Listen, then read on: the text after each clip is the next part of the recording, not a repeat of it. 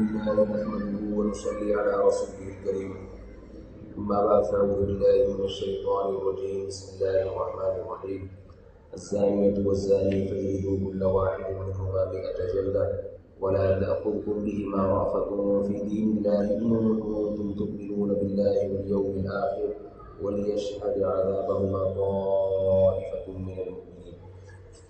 ایک اور بہت بڑا کبیرہ گناہ جس کو احادیث میں بہت بڑے جرم سے تعبیر کیا گیا ہے وہ ہے زنا کرنا۔ زنا اتنی بڑی برائی ہے کہ اس کی سزا دنیا میں جو سزا ہے وہ بھی اللہ نے بیان کی اور آخرت میں جو سزا ہے اس کو بھی بیان کی۔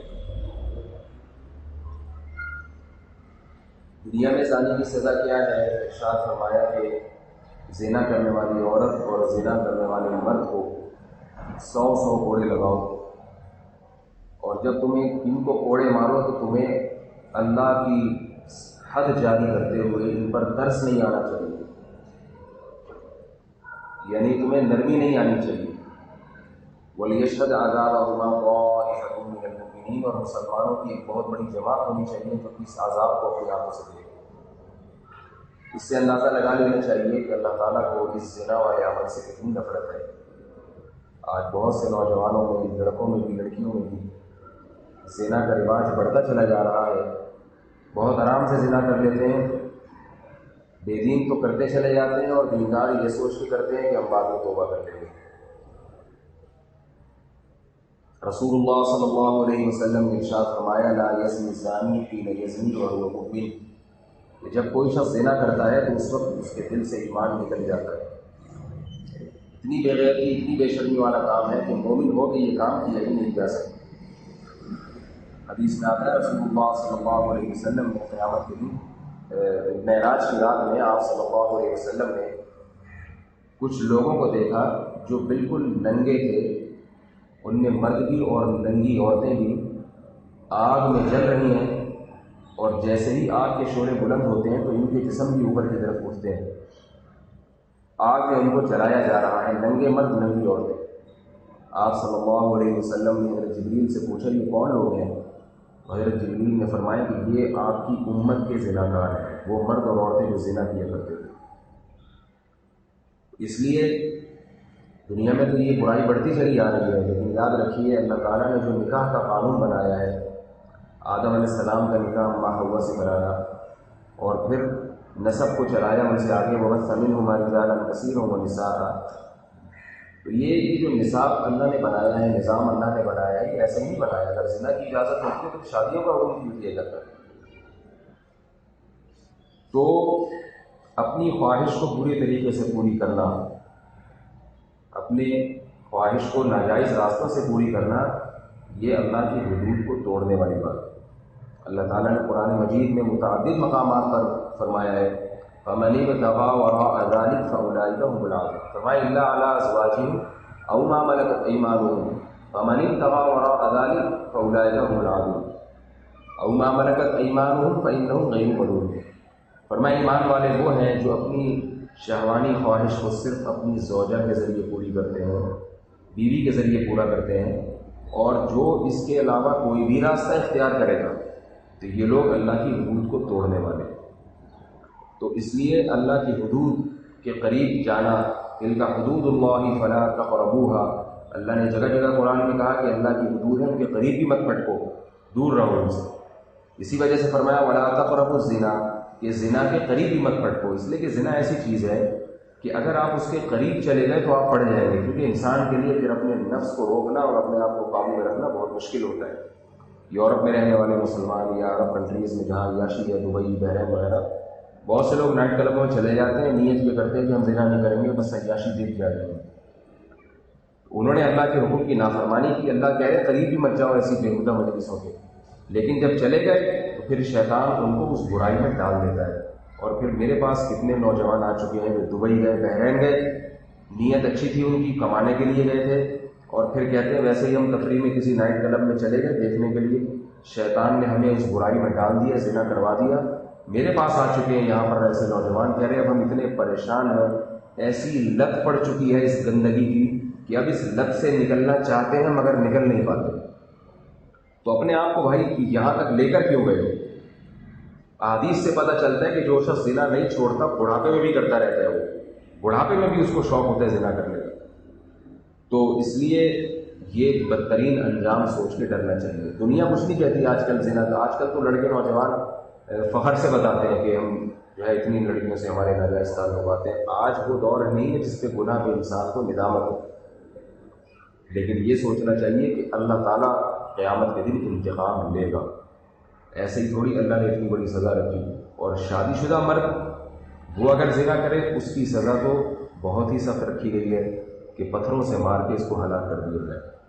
حدیث میں آتا ہے کہ جبریل علیہ السلام سے آپ صلی اللہ علیہ وسلم نے پوچھا معراج کی رات میں، آپ نے کچھ لوگوں کو دیکھا جو بدبودار گوشت کھا رہے تھے.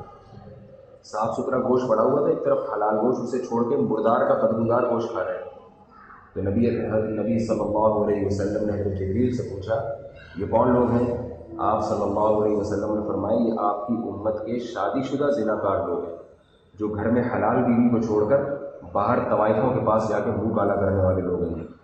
تو یہ اس لیے اللہ ان کو اس حلال پاکیزہ گوشت سے ہٹا کے سڑا ہوا گوشت کھلا رہے ہیں، مردار گوشت کی. یہی وہی چیز جو تم دنیا میں کھاتے رہے. تو اس کا نبی صلی اللہ علیہ وسلم نے زنا سے بچنے کے طریقے بھی بتایا ہے. ان میں سب سے بہترین طریقہ، سب سے زیادہ مؤثر جو آپ صلی اللہ علیہ وسلم نے فرمایا، صحیح بخاری صحیح مسلم کی حدیث ہے، یا معشر الشباب من استطاع منکم الباءۃ فلیتزوج فإنه اغض للبصر واحسن للفرج ومن لم يستطع فعليه بالصوم. کہ اے نوجوانوں، تم میں جس میں بھی طاقت ہو، یعنی جس کو بھی رشتہ مل سکتا ہو نکاح کے لیے، اسے چاہیے کہ وہ شادی کرے. اس لیے کہ شادی کرنے سے اس کی نگاہیں بھی جھک جائیں گی اور اس کی شرمگاہ بھی حرام چیزوں سے محفوظ ہو جائے گی. نکاح ایسی چیز ہے جو انسان کو برائیوں سے روک دیتا ہے. ایک شادی اگر کافی نہیں ہے تو اللہ نے مسلمان میں کو 4 شادیوں کی اجازت دی ہے، آپ دوسری شادی کریں. وہ بھی کافی نہیں ہو رہی، آپ کی صحت بہت اچھی ہے، تیسری کر لیں. وہ بھی کافی نہیں ہو رہی، 4 کر لیں. پھر بھی اگر کافی نہیں ہو رہی تو اس کا مطلب ہے آپ ٹھرکی ہیں، آپ کا دنیا میں کوئی علاج نہیں ہے. ٹھرکیوں کے لیے قوانین نہیں ہوتے. تو اللہ تعالیٰ نے عدل کی شرط کے ساتھ مسلمان مرد کو اس کی اجازت دے دی ہے. الحمدللہ میرے بیانات اس قسم کے نوجوانوں نے سنے.